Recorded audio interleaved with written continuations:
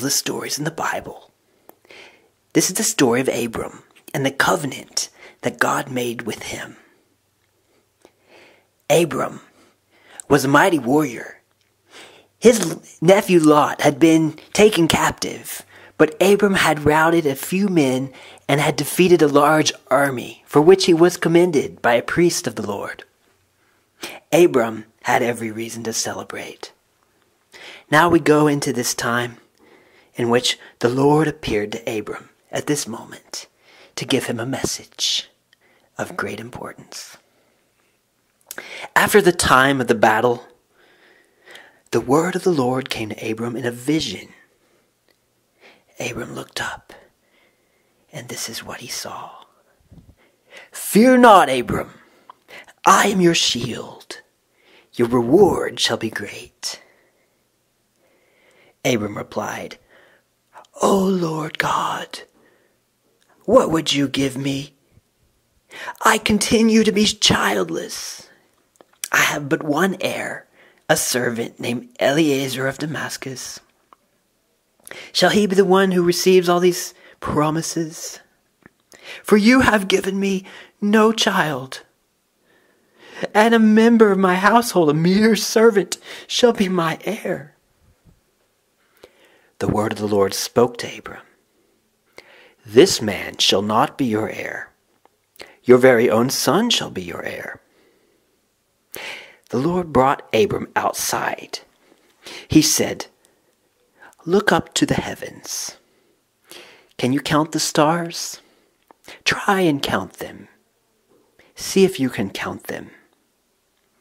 Then the Lord said to Abram, "So shall your offspring be."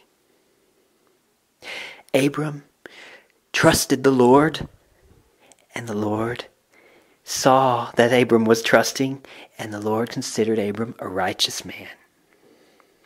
The Lord said to Abram, "I am the Lord who brought you out of Ur to the Chaldeans to give you this land to possess."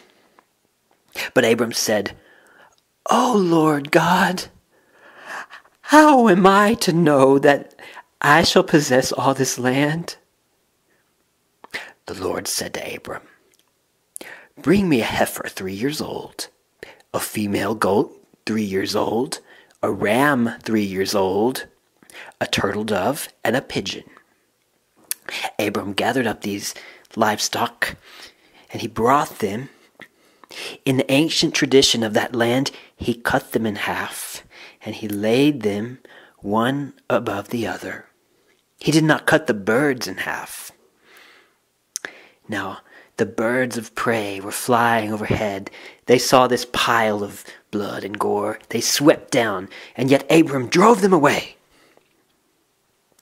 And Abram sat there all day long, and the sun went down and sunk below the horizon, and he became drowsy. He started to fall asleep. But suddenly a great terror fell on Abram.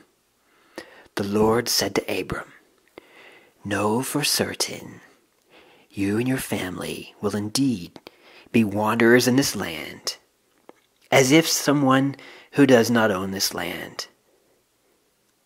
And you will be servants to the people you see around you.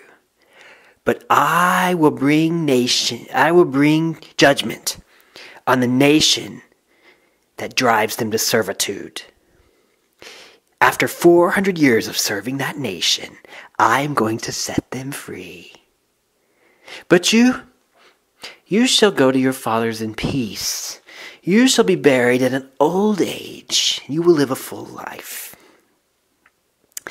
And they will come back to this very place, your people, when they are freed. They cannot come back now, for these people are good people. The sin has not yet filled them to the point where they can be judged."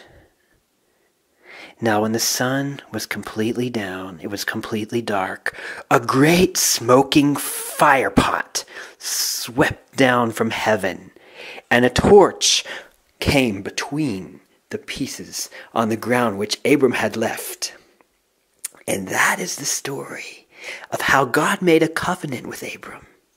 He said, to your children will I give this land, from the river of Egypt to the great river, the river of Euphrates, the land of the Kenites, the Kenizzites, the Cadmonites, the Hittites, the Perizzites, the Rephaim, the Amorites, the Canaanites, the Girgashites, and the Jebusites.